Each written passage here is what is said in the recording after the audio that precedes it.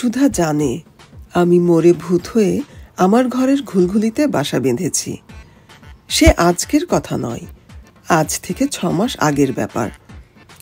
Office থেকে আসবার সময় ভিড়ে ভর্তি বাঘমার্কা বাসে ছুটে উঠতে গিয়ে পা পিছলে পড়ে গিয়েছিলাম। পেছনের চাকাটা আমার মাথাটাকে মাটিতে মিশিয়ে দিয়েছিল। পকেটে আইডেন্টিটি কার্ড না থাকলে লোকে বেওয়ারিশ লাশ বলে মর্গে চালান দিত, কিন্তু তা হয়নি। রাত 12টার সময় যখন থানার পুলিশ এসে সুধাকে খবর দিল, তখন সুধা কাটা কলা গাছের মতো লুটিয়ে পড়ল। আমি ঘুলঘুলি থেকে সুধাকে লক্ষ্য করছিলাম আর তাজ্জব বনে যাচ্ছিলাম। আমার স্ত্রী শ্রীমতী সুধারানী দেবী যে আমাকে এতখানি ভালোবাসেন তা কে জানত? তাহলে কোন শালা মঞ্জু অধিকারীর খপ্পরে পড়ে ছুটে বাসে উঠতে যায়? সেদিন সকালেও অফিস বের হবার সময় সুধা প্রিয় সম্ভাষণ করে দারুণ ঝাঁঝালো গলায় তর্পে উঠেছিল, আজ সন্ধ্যের মধ্যে না ফিরলে তোমার একদিন কি আমার একদিন। ছুটি হয় সেই 5টায়, আর বাড়ি ঢুকতে ঢুকতে 9টা বাজে। জানি না সেই হাড় হাবাতে টাইপিস্ট ছুরিটাই তোমার নাকে দড়ি দিয়ে ঘোরাচ্ছে কিনা। আজ এই সিনেমা, কাল ও রেস্টুরেন্ট। বাড়িতে বিয়ে করাবো একলা এঁদো ঘরে খাবি খাচ্ছে, আর উনি কিনা একটা উটমুখ মেয়ের সঙ্গে ঘুরে বেড়াচ্ছেন। লজ্জা করে না? কি বেহাইয়া মানুষ বাবা। সুধাকে দোষ দেব না, সুধা মিথ্যা বলেনি, তবে বলার ডিগ্রিটার চাপান অনেক বেশি হয়ে গিয়েছে। মঞ্জুর চেহারায় একটা আলাদা চটক আছে। ছুটির সময় মঞ্জু যখন তার রং করা চোখের পালক নাচিয়ে গালে টোল ফেলে ঠোঁটের হাসির ঝিলিক তুলে সুরেলা মিষ্টি গলায় ডেকে উঠে বলতো, দেবুদা 1 মিনিট, তখন আমার মনের রাশ আলগা হয়ে যেত। সেই 1 মিনিট যে কোথা থেকে 2-3 ঘন্টা হয়ে যেত তা ভাবনার বিষয়। অবশ্য তার জন্য আমার কিছু খসত, কিন্তু তার জন্য পরোয়া কে করে? Who cares? সুধা আজ করেছে ঠিকই, এটাও ধরে ফেলল। একদিন মাইনে তুলতে গিয়েছি, যামিনীদা আমাকে চমকে দিলেন। বললেন, দেবু মিত্তির, তোমার মাইনে তো তুমি তুলতে পারবে না। আমি ক্ষেপে গিয়ে বললাম, আমার মাইনে আমি তুলব না, আপনি তুলবেন? জেনে রাখবেন, আমি আসলি কায়েত বাচ্চা, শুধু ফোঁস করি না, দরকার হলে কামড়াই। যামিনীদা বললেন, তাহলে তুমি ঘরে গিয়ে তোমার মিসেসকে কামড়াও হে। তিনি একটা আর্জি পেশ করেছেন।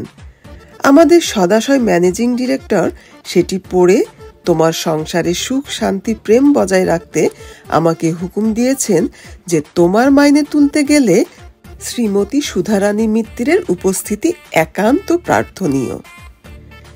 সেদিন রাত্রে বাড়িতে তুলকালাম হয়ে গেল।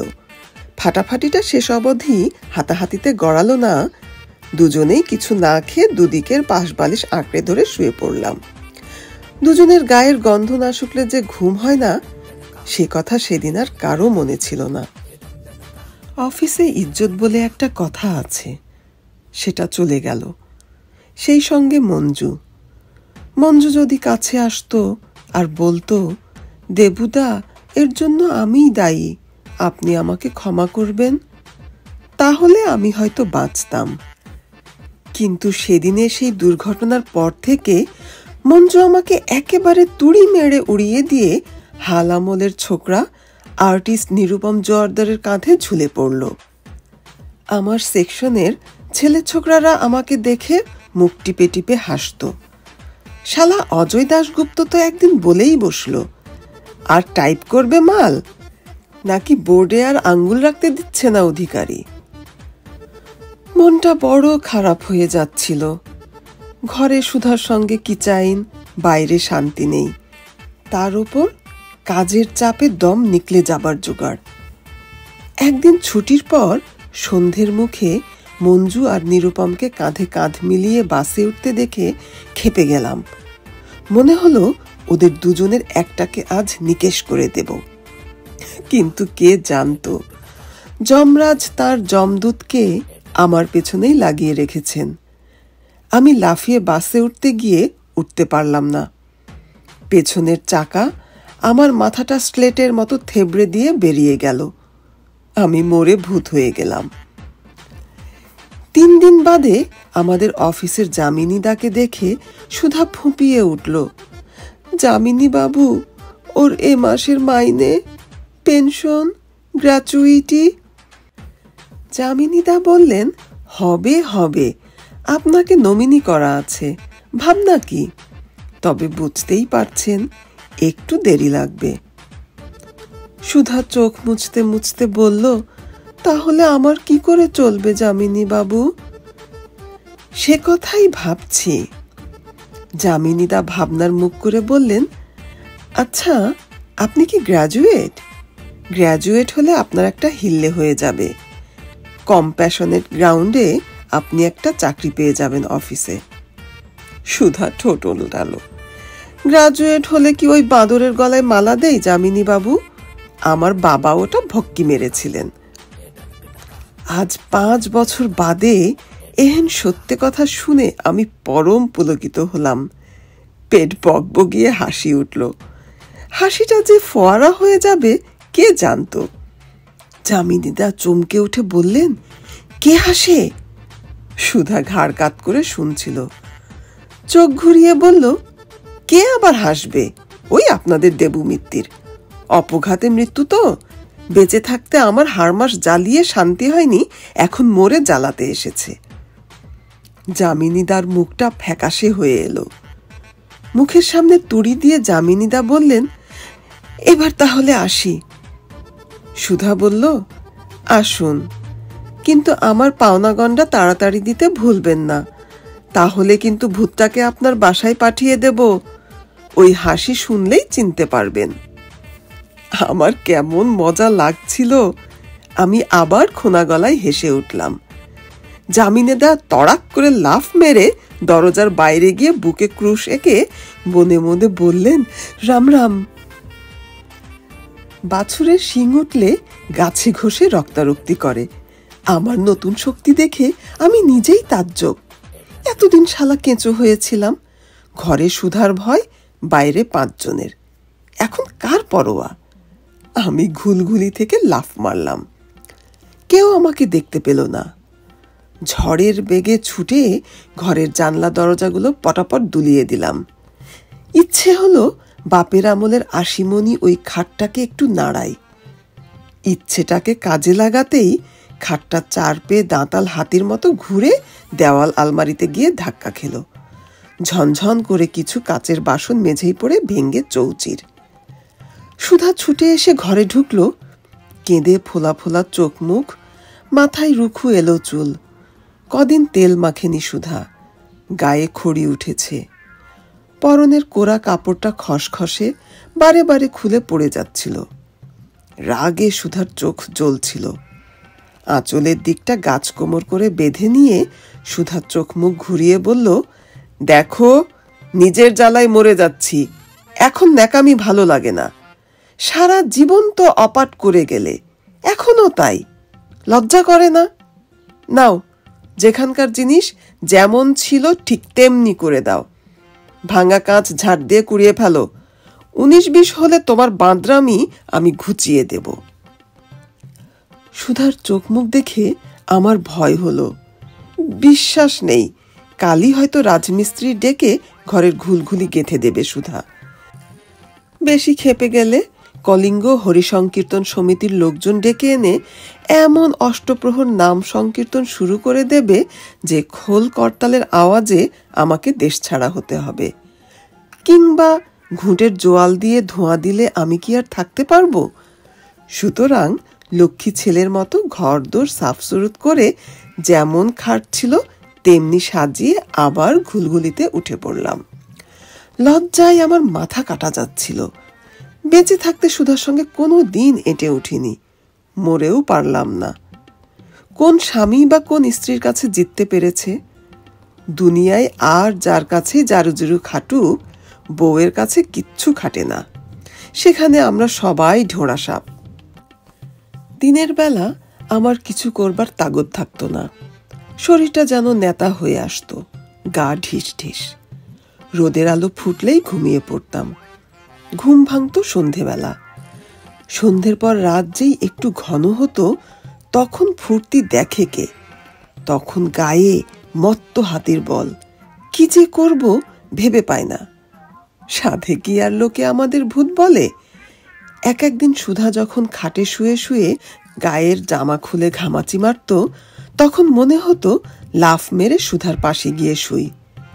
কিন্তু সুধার যে মেজাজ, ভয়ে এগোতে সাহস হতো না।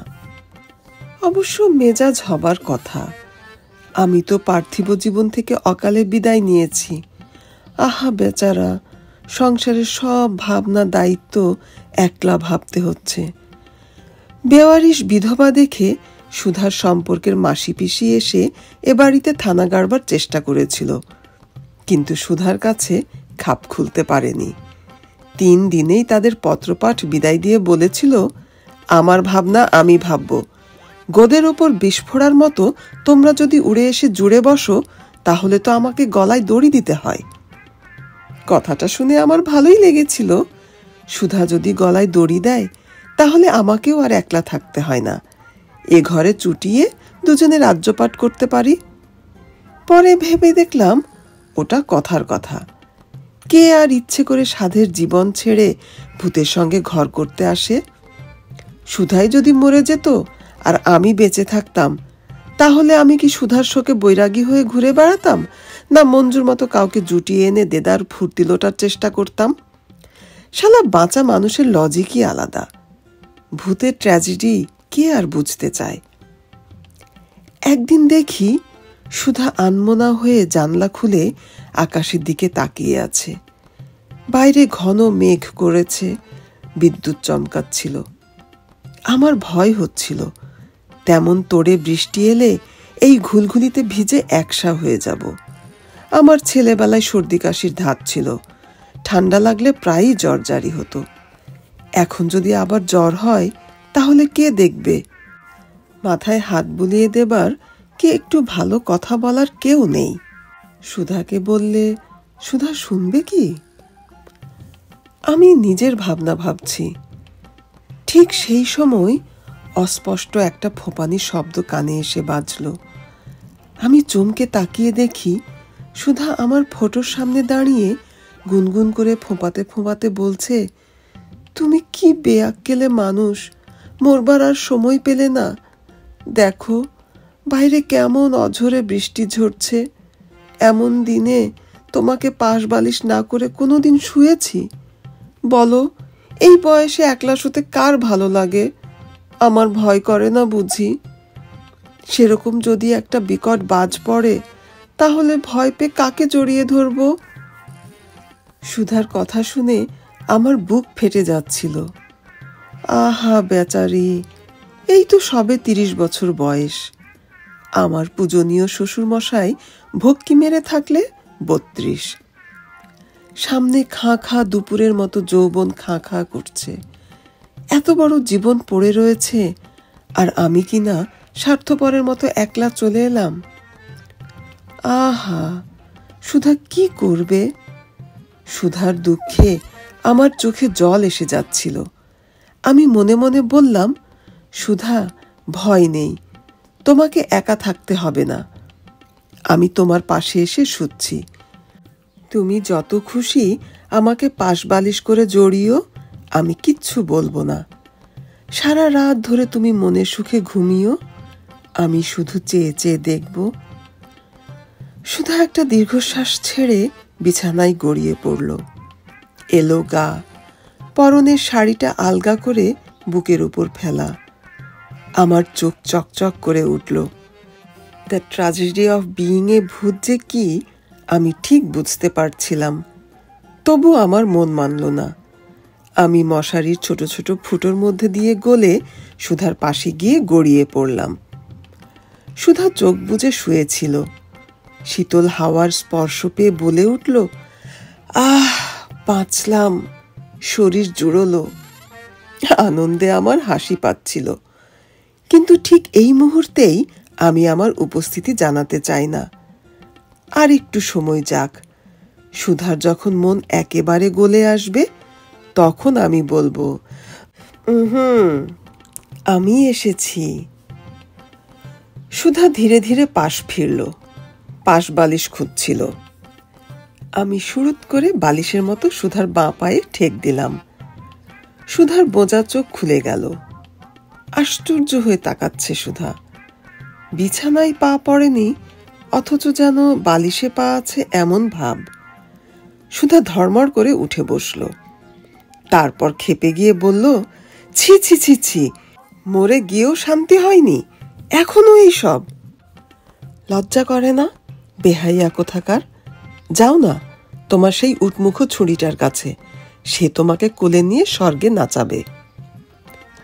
সুধার ঝাঁজ দেখে আমি বিন্দু প্রমাণ হয়ে গেলাম। লোকের ভালো করতে নেই। আরে যার জন্য করি চুরি সেই বলে চোর। সুধা রাগের গলায় বলল, তুমি ভালো মানুষের ছেলে নাও, এবার তোমার বিহিত করতে হয়। ঠিক আছে, এবার যেদিন রেগে গিয়ে গয়া পিণ্ডি দিয়ে আসবো সেদিন ভূতগিরি বেরিয়ে যাবে। গয়াই পিণ্ডি? দু চোখে আমার জল এসে গেল। আমার এ ভূত জন্ম যদি শেষ হয়ে যায় তাহলে আমি কি নিয়ে থাকব? কদিন আমি বিমনা হয়ে থাকলাম। ভূত বলে কি আমার মানভিমান নেই?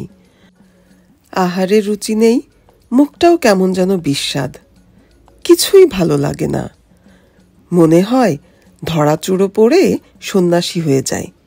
এ সংসারে যার স্ত্রী বিমুখ তার বেঁচে থাকায় লাভ কি? অবশ্য যদি সুধা আমার স্ত্রী হয়, মরে গেলে কি স্বামী স্ত্রী সম্পর্ক থাকে, না ডিভোর্সের মতন কাটান ছাটান হয়ে যায়?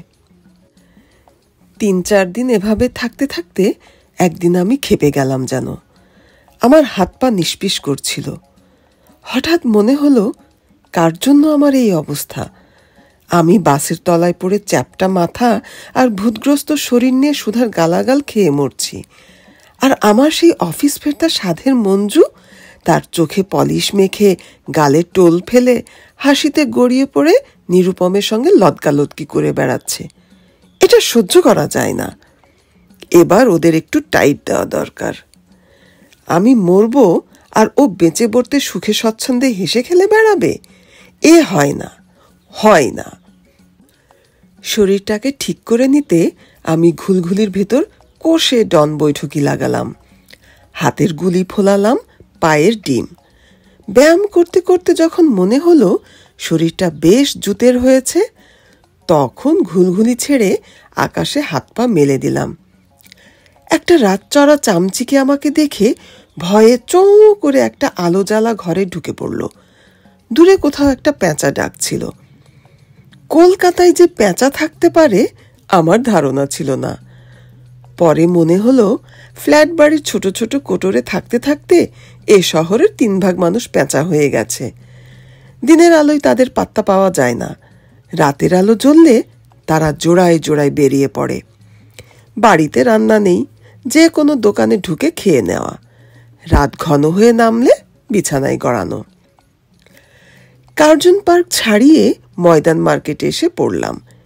এখান থেকে মঞ্জু অন্তত খান 36 শাড়ি কিনেছে আমার পয়সায়। সিনেমা হাউসগুলো পেরিয়ে গেলাম। এসব হাউসে কম সিনেমা দেখিনি আমরা। মঞ্জুর আবার বেশিরভাগ সেক্স আর ভায়োলেন্সের ছবি পছন্দ ছিল। এক একটা ছবি দেখতে দেখতে মঞ্জু যখন ভয়ে আঁতকে উঠে আমাকে জড়িয়ে ধরত, কি আমার হাত কোলের উপর টেনে নিয়ে খেলা করত, তখন সুধাকে কেমন যেন ফ্যাকাশে বিবর্ণ মাটির পুতুলের মতো লাগত। মনে হতো মঞ্জুই আমার জীবন, সুধা মরণ। কিন্তু শেষকালে ব্যাপারটা পুরো উল্টো হয়ে গেল। আমাকে মঞ্জুর জন্য মরতে হলো। সুধা চেষ্টা করেও বাঁচাতে পারল না। আমি উড়তে উড়তে মঞ্জুর অ্যাপার্টমেন্ট হাউসে চলে এলাম। 77 নম্বর ঘরের দরজা যথারীতি বন্ধ। ঘরে ব্লু রঙের একটা আলো জ্বলছে। আমি কিহোল দিয়ে তাকিয়ে দেখলাম ঘরে 2 জন মানুষ, সামনে সেন্টার টেবিলে তরল পানীয়। এ পানীয়ে অনেক দিন চুমুক দেওয়া হয়নি। গেলাস দেখেই আমার জিভে জল এসে যাচ্ছিল। আমি হাই জাম্প দিয়ে ওপরে উঠে গেলাম। ভেন্টিলেটরের ফাঁক দিয়ে নিজেকে গলিয়ে তাজ্জব, আরে এ তো নিরুপম নয়, এ তো অজয় দাশগুপ্ত। এরই মধ্যে আর একবার পার্টনার পাল্টেছে মঞ্জু। আমি মনে এনকর এনকর করে বললাম, তোমার হবে মঞ্জু, তুমি যেরকম শাড়ি পাল্টানোর মতো পুরুষ পাল্টাচ্ছ, তাতে একদিন তুমি কুইন ক্লিওপেট্রা হয়ে যাবে। অজয় মঞ্জুর কোলে মাথা দিয়ে শুয়েছিল। ওর কাঁচা পাকা ফ্রেঞ্চ কাট দাড়িতে মদের সুবাস। হাত দুটি ঘুরিয়ে মঞ্জুর পিঠে রাখা। কি একটা কথা বলতে বলতে অজয় হাতের চাপে মঞ্জুর পিঠ বেঁকিয়ে মঞ্জুকে নিজের মুখের ওপর টেনে আনছিল। আমার হাসি পেল। শালা একদিন আমাকে খুব আওয়াজ দিয়েছিল, আজ আওয়াজ দেওয়াচ্ছি। আমি অজয়ের আঙ্গুলের ফাঁকে মাছির মতো গলে গিয়ে মঞ্জুর পিঠে মোক্ষম একটা চিমটি কাটলাম।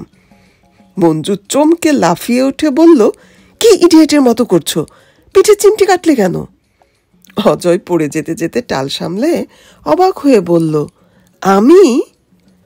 মঞ্জুর পিঠ জ্বালা করছিল, জায়গাটা লাল হয়ে ফুলে উঠেছে।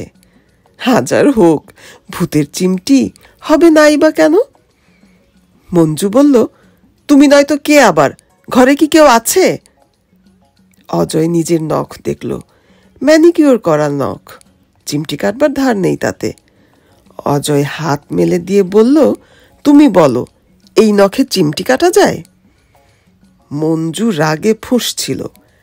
শাড়ির আঁচলটা কাঁধের ওপর ফিরিয়ে দিয়ে বলল, আমি কিচ্ছু দেখতে চাই না, তুমি মাতাল হয়েছ, get out, I say get out. Ajay বলল, ইয়ার কি, আজ তুমি আমার 3খানা শয়ের পাত্তি খসিয়েছ, গেলেই হলো। অজয় মদের গ্লাসের দিকে হাত বাড়ালো। আমি গ্লাসটাকে ইঞ্চি আষ্টেক ওপরে তুলে নিলাম।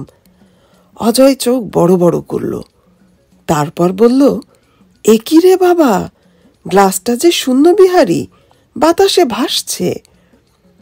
মঞ্জু ড্যাব ড্যাব করে তাকিয়েছিল, রং করা চোখের পাতা আর পড়ছে না। আমি গ্লাসটা আরো তুলে এনে মঞ্জুর মাথায় ঢেলে দিলাম। তারপর বোতল তুলে চোঁ করে এক নিমেষে বাকি মাল খেয়ে নিয়ে খিক করে খোনা গলায় হেসে উঠলাম। মঞ্জু আর অজয় দুজনে একই সঙ্গে ভু ভু ভু করতে করতে মাটিতে জড়াজড়ি করে গড়াগড়ি খেতে লাগলো। সে দৃশ্য দেখে হাসিতে আমার পেট ফেটে যাচ্ছিল। আমি হাসতে হাসতে বমি করে ফেললাম। নেশার খোয়ারি কাটতে পাক্কা 2 দিন। এই 2 দিন আমি কোনো রকমে মঞ্জুর ভেন্টিলেটারে গা ঢাকা দিয়েছিলাম। অচেনা বিছানায় যেমন শুয়ে ভালো ঘুম হয় না, এও তেমন। কিন্তু কি করব, উপায় নেই। পুরো নেশা না কাটলে যাই কি করে? শেষে যদি আবার হাত পা ভাঙি, তাহলে ভূতের চেহারাও যে পাল্টে যাবে। ভোরবেলা মঞ্জু সেই যে ফ্ল্যাট ছেড়ে বেরিয়েছে, আর ফ্ল্যাটে ঢোকেনি, ঢুকবেও না।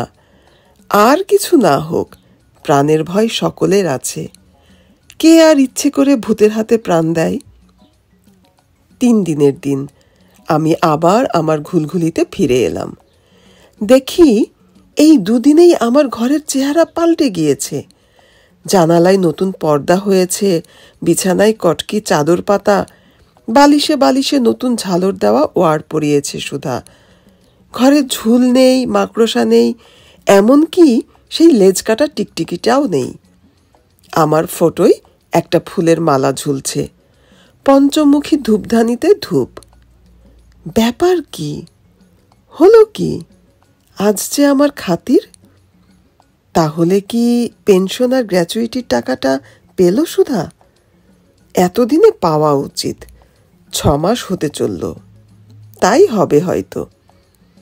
আমি নিচে নেমে আমার ফটোর মালা দুলিয়ে দিয়ে বললাম, কি দেবু মিত্তির, কেমন লাগছে? আজ যে বর বেশ। বাহ, বেশ আছো, তোফা।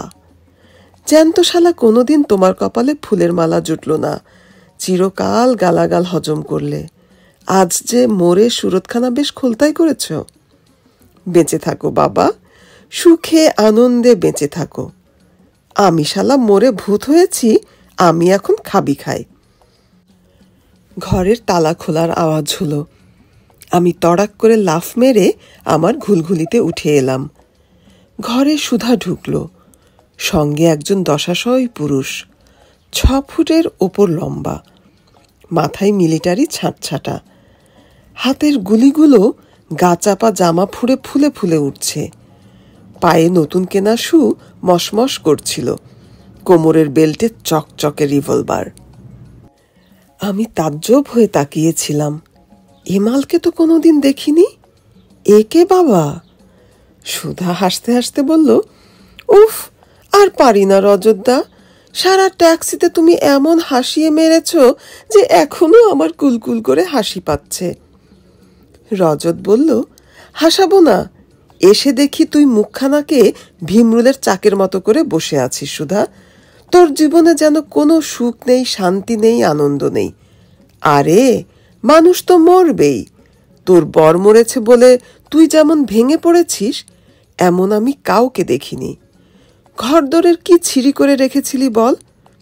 এই দুদিনে তবু একটু মানুষের মতো দেখাচ্ছে। বুঝলি, তোকে আমি এখানে রাখবো না, আমার সঙ্গে দেরাদুন নিয়ে যাব।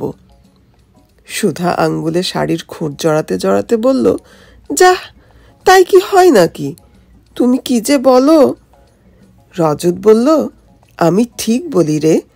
তোর মামাতো ভাই সনদ যেদিন তোর কথা আমাকে বলেছে, সেদিন থেকেই আমার মন বলছে তোর একটা কিছু হিল্লে করা দরকার। এরকম একটা ভূতের জীবনে কি মানুষ বাঁচতে পারে? হাতের কটা টাকা, সেগুলো যখন ফুরিয়ে যাবে তখন কি করবি? আরে জীবন অনেক বড়। আর তোর কি বয়স বল? আমি তোর বিয়ে দেবই দেব, আর যদি দিতে না পারি তাহলে আমিই করব। আমি তো কনফার্ম ব্যাচেলার। একজন আইবুড়োকে মালা দিতে নিশ্চয়ই তোর আপত্তি হবে না। কথাগুলো শেষ করেই রজত হো হো করে হেসে উঠল। হাসির শব্দ শুনে আমার মনে হলো, আরে এ বেটা শোলের সেই আমজাদ। হাসে না তো যেন জয় ঢাক, বুকে ঘুষি মারে। আমি মনে মনে বললাম, বাহ, বেশ ব্যবস্থা। সুধার দুঃখে বুক ফেটে যাচ্ছে। তা তুমি কে বাবা? বেঁচে থাকতে তো তোমাকে কোনোদিন দেখিনি, আইডেন্টিটিও জানি না। একবার ভালো করে ঝুলি ঝাড়ো, তোমাকে পরখ করে নেই। সুধা রজতের কথা শুনে কি সব ভাবছিল। এক সময় সুধা বলল, আমি আর একটু ভাবি, কি বলো? একেবারে এত বড় একটা লাফ মারব? রজত বলল, নিশ্চয়ই ভাববি, 100 বার ভাববি। ভাবনা চিন্তা না করে ভূতে কাজ করে, মানুষ করে না। মানুষের কাজ হলো যাহা করিবে তাহা ভাবিয়া করিও। ভূতের উল্লেখে সুধার বোধহয় আমার কথা মনে পড়ল। সুধা আমার ফটোর দিকে তাকিয়ে বলল, রজতদা, তুমি ভূতে বিশ্বাস করো? রজত আবার সেই হাড় কাঁপানো হাসি হেসে বলল, ভূত? ভূত তো মনে। ভূতে বিশ্বাস করতে হলে তোর রজতদাকে বাঁচতে হতো না। কত মিলিটারি অ্যাকশন করেছি, কত মানুষ মেরেছি। তারা যদি সব মরে ভূত হয়ে তেড়ে ফুড়ে আসতো তাহলে কি আর বাঁচতাম? কবেই অক্কা পেতাম। সুধা চোখ বড় বড় করল। তুমি ভূতে বিশ্বাস করো না? কিন্তু আমি তো তোমাকে ভূত দেখাতে পারি। আমার হাতেই একটা পোষা ভূত আছে, তাকে আমি যা বলি সে তাই করে। ডাকবো, দেখবে? রজত ইজি চেয়ারে নিজেকে আরো ছড়িয়ে বসল। তারপর হাসি গলায় বলল, কি রে, ছিকলি টিকলি বেঁধে রেখেছিস, না আবার বাঁদরের মতো খাবলে কামড়ে দেবে? তারপর দরাজ গলায় হেসে বলল, যা ডাক, দেখি একবার তোর ভূত বাবুকে। রাগে আমার গা কসকস করছিল। আমি ভাবছিলাম একবার উচিত শিক্ষা দেই। বিশেষ কিছু করতে হবে না, শুধু টাইটা ধরে যদি দুদিকে সমান টান দেই তাহলে এখনই আধার জীব বেরিয়ে পড়বে। কিন্তু আবার মনে হলো, সুধার ভাবগতিক দেখে সুবিধের মনে হচ্ছে না। এখন কোন দিকে ঢলবে ঠিক করতে পারেনি সুধা। ঠিক এ সময়ে সুধার কথা মতো রজতের সামনে বের হয়ে নিজের স্বরূপ প্রকাশ করলে ফল ভালো না হয়ে মন্দও হতে পারে। তাছাড়া আমার কি মান অভিমান নেই? মাত্র কদিন আগে ভালো করতে গিয়ে কি নাজেহালি না হয়েছি। সুধা গয়ায় পিণ্ডি দেবে বলেছে। কি দরকার আমার 5 ঝামেলায় থাকার? আমি ভূত, ভূতের মতো থাকব। তুমি মানুষ, মানুষের মতো। ভূতে মানুষে তো আর পীড়িত হয় না। সুধা আদুরে গলায় ডাকল, এই শুনছ, তুমি একবার আসবে? আমি অতি কষ্টে মুখ গোঁজ করে রইলাম। সুধা আবার বলল, হাসো না একবার। তারপর আবার বলল, আচ্ছা, হাসতে ইচ্ছে না হয় আমাদের কোচটাকে একটু টেনে সরিয়ে দাও, তাহলে বুঝবো তুমি এসেছ। সুধার এই আদুরি আদুরি কথা বায়না আমার মনে সুড়সুড়ি দিচ্ছিল, কিন্তু আমি শক্ত হয়ে ঘাড় গোঁজ করে ঘুলঘুলি কামড়ে পড়ে রইলাম। আজ 5 বছর বাদে সুধার মুখে এই ভালো কথা শুনছি। এত সহজে কি ভবি ভোলে? বেঁচে থাকতে ভালো কথা বললে আর ঘুলঘুলিতে থাকতে হতো না দেবমিত্তিরকে। সুধার রজতদা একটু দেখল, তারপর হাড় কাঁপিয়ে হেসে উঠল। আচ্ছা, মিলিটারি ম্যানকে ভূত কেন? ভগবানও ভয় করে। তোর ভূত আর এসেছে, ভয়েই পালিয়েছে। আয়, কাছে আয়, শোন। রজতের লম্বা হাতটা সুধার কাঁধে এসে পড়ল। আমি সভয়ে চোখ বুঝলাম। আমার আর তাকানো উচিত নয়। সতীত্ব রক্ষা স্ত্রী লোকের ধর্ম, ভূতের কর্ম নয়। দিন 3 বাদে সুধা একেবারে সেজে গুজে নতুন বউ হয়ে এলো। আমি তাকিয়ে তাকিয়ে দেখছি আর অবাক হয়ে যাচ্ছি। কে বলবে মাত্র 6 মাস আগে সুধার স্বামী মারা গিয়েছে। চীনে চুল বাঁধার দোকান থেকে চূড়ো করে চুল বেঁধেছে সুধা। গায়ে টকটকে লাল বেনারসি। মুখ কেমন যেন তেলতেলা লাগছিল। মঞ্জুর মতো চোখে, ঠোঁটে, গালে মেকআপ মেরেছে। সুধার শরীরটাও প্যাকআপ করা, যৌবন ফেটে পড়ছিল। বাহ বাহ বাহ, বেড়ে লাগছে সুধাকে। এমনটি তো আমি কোনোদিন দেখিনি। এ যে দেখছি মঞ্জুর 2nd এডিশন। রজত একরাশ ফুল নিয়ে ঘরে ঢুকল। আজ আদ্যির পাঞ্জাবি পরেছে রজত, কোঁচানো ধুতি, পায়ে লপেটা। ফুলগুলো সুধার হাতে দিতে দিতে রজত বলল, এগুলো দিয়ে বিছানাটা সাজিয়ে নাও তুমি, আজ আমাদের ফুলসজ্জা। তারপর এদিক ওদিক তাকিয়ে বলল, ওটাকে ওখানে টাঙিয়ে রেখেছ কেন সুধা? কোনটা? সুধা চোখ তুলল। ওই যে তোমার এক্স হাজব্যান্ডের ছবি। কোথায় রাখবো তবে? জাহান্নামে। আমার ছবিটা টান মেরে খুলে রজত পা দিয়ে টেবিলের তলায় ঢুকিয়ে দিল। তারপর বলল, তোমার আর আমার মাঝখানে ভূতপর্ব কোনো ব্যাপার থাকবে না সুধা। এখন থেকে তুমি আমার, আমি তোমার। দেবমিত্তির বলে কেউ কোনোদিন ছিল না, থাকতে পারে না, থাকবে না। That's all. আরে সাব্বাস, কি আওয়াজ! দেবমিত্তির ভক্তি হয়ে গেল। লোকটার এলেম আছে বলতে হবে। কি কমান্ডিং টোন! তুই তুই করে বলা কথাগুলো কি সুন্দর তুমিতে পাল্টে নিয়েছে। আমি গা ঝাড়া দিয়ে উঠে বসলাম। ব্যাপার বুঝতে যেটুকু সময়, তারপর অ্যাকশনে নামতে হবে। বাইরে কড়া নাড়ার শব্দ উঠল। হোটেল থেকে খানা এসেছে। রজত খাবার নিয়ে দরজা বন্ধ করল। তারপর টেবিলে সাজাতে সাজাতে বলল, তোমার হলো? I am hungry. আরে কত রকমের খাবার আনিয়েছে রজত। চিকেন বিরিয়ানি, ফিশ ফ্রাই থেকে পুডিং পর্যন্ত। ফিশ ফ্রাই আমার বড় প্রিয় খাদ্য ছিল। একবার ব্রজেন্দার মেয়ের বিয়েতে 21খানা ফ্রাই খেয়েছিলাম বলে সুধা আমাকে আদর করে খুদে রাক্ষস বলেছিল। আহা, সেদিন কি আর আছে। ফুল সাজিয়ে ঝকমকে চোখে সুধা এসে টেবিলে বসল। রজত পকেট থেকে চ্যাপ্টা একটা বোতল বার করে 2 গ্লাস টেনে নিল। তারপর 1 পেগ মাল ঢেলে নিট মেরে দিয়ে আর 8 পেগ আন্দাজ লাইম মিশিয়ে সুধার দিকে এগিয়ে দিল। বেশ জিন চালাচ্ছে দেখছি। না, ওদিকে আর নজর দেবার সময় নেই। মাল খেলে আমি অল্পেই বেহেড হই। শালা আমার ছবিটাতে যে লাথি ঝেড়েছে সেটা এখনো আমার পাঁজরায় বাজছে। এর শাস্তি দিতেই হবে। একবার ভাবলাম এবার রণাঙ্গনে নামবো নাকি। তারপর ভাবলাম ধীরে দেবু মিত্তির, ধীরে, আর একটু দেখা যাক। সুধা গ্লাসটা হাতে নিয়ে বলল, মদ। রজত সুধার কাঁধ বা হাতে জড়িয়ে নিল। ইয়েস মাই সুইট গার্ল, আজ আমরা সেলিব্রেট করব। এতদিনে মনে হচ্ছে আজ আমি একটা কাজের কাজ করেছি, আর real piece of good work. Sudha glass নাড়াতে নাড়াতে বলল, মদ যে খাই না। রজত চোখ তুলল। খাই না খাবে? আজকের জন্য অন্তত খাবে। Let us have fun. মদ নয়, বলো wine. Wine and wife goes together. নেশা না হলে কি প্রেম জমে? রজত হা হা করে হেসে উঠল। সুধা নাক টিপে এক চুমুক দিয়ে বলল, তোমার এই ব্যাপারগুলো আর কিছুদিন পিছিয়ে দিলে হতো না?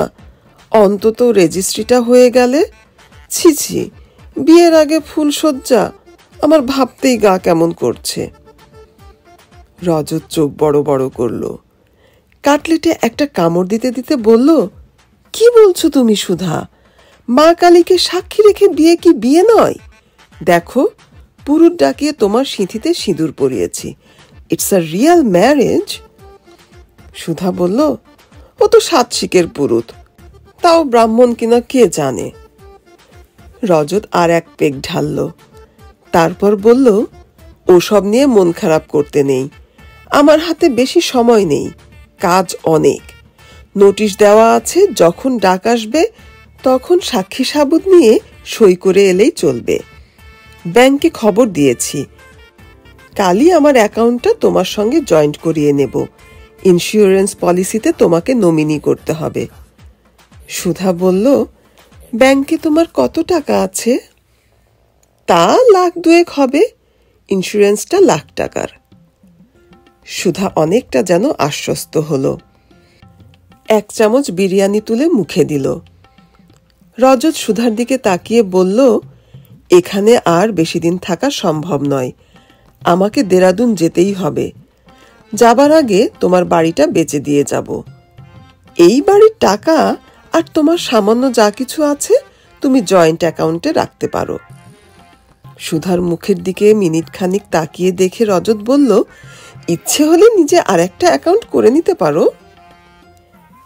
এতক্ষণে আমার কাছে ব্যাপারটা স্পষ্ট হয়ে উঠল। সুধার মামাতো ভাই সনদ ফনদ বাজে কথা। কোথা থেকে খবরটা জোগাড় করে রজত এসেছে। ও একটা কনম্যান, লোককে টুপি পরিয়ে কাজ হাসিল করে। ও সুধার সর্বনাশ করে ছাড়বে। সুধার দিকে তাকিয়ে আমার মায়া হচ্ছিল। আহা, বিয়ে করার কত শখ! ভূতের বউ হয়ে কার আর বাঁচতে স্বাদ হয়। আমি খিকখিক করে হেসে উঠলাম। রজত ঘাড় ঘুরিয়ে বলল, কে হাসে?